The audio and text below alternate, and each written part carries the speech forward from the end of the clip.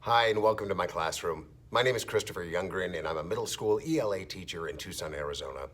You know, I try and keep things on the up and positive beat most of the time on this channel, but yeah, these are trying times, and even I have my limits. And so I'm going to start a new series of things that are just driving me absolutely batty. And one of the things I've been thinking about today is a lot of what happened over parent-teacher conferences. And you know, the most frustrating thing in the world right now, as I'm sure a lot of you are aware, is kids just not handing in work. And it's especially frustrating when it's kids that you know can do the work. Super smart kids who, like, if you give an in-class quiz or something, are scoring off the charts, but then they just won't do their assignments. They won't turn them in. And you reach out to them and you talk to their parents and you have parent-teacher conferences and you say, look, you got a 7% in this class simply because you have not done the work. What is going on? You make yourself available. You say, please schedule a one-on-one Zoom meeting with me. Please, I am here to help you. You know, but I'm not going to go 98% of the way and have you meet me only 2% of the way. You need to meet me 50% of the way. You need to show that you care about your own education. And you know, with coronavirus and COVID and everything, we started the year off very gently, very gracefully. We were very patient. We gave kids time to adapt and adjust to everything.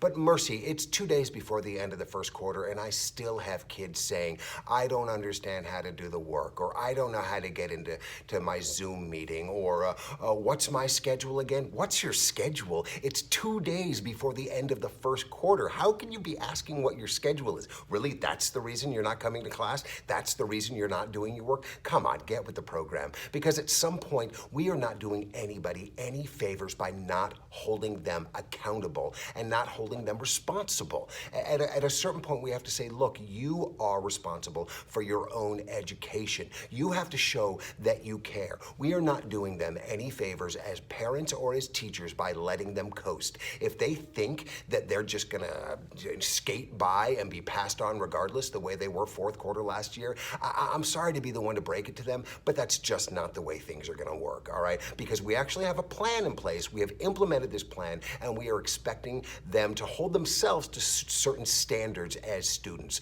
because that's what education is. You know, I heard from one student, plenty of students actually, but one that comes to mind most recently said, you know, her parent told me, well, you know, the thing about so-and-so is that, you know, she just doesn't like school.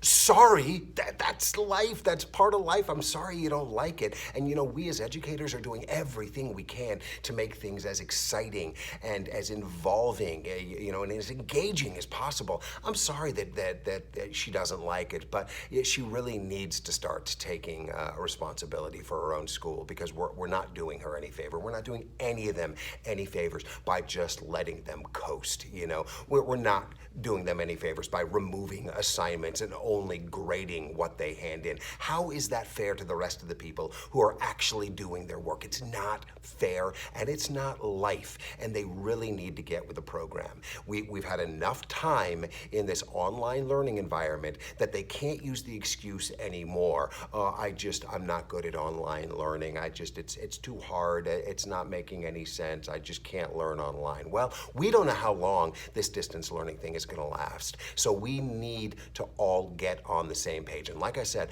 I am willing to meet you 50% of the way, but I'm not going to go 99% of the way and have you only put in 1% of the effort.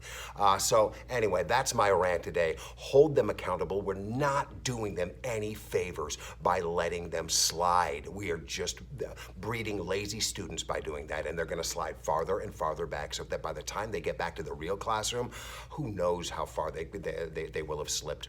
So anyway, thanks for joining me today. That's my rant. Thanks for listening. I hope it makes some sense.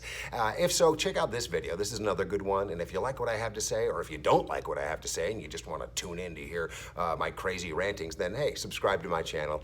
I'll keep them coming. I hope you're well out there. Stay safe. Take care of yourselves, and please take care of someone else. Talk to you soon. Bye-bye.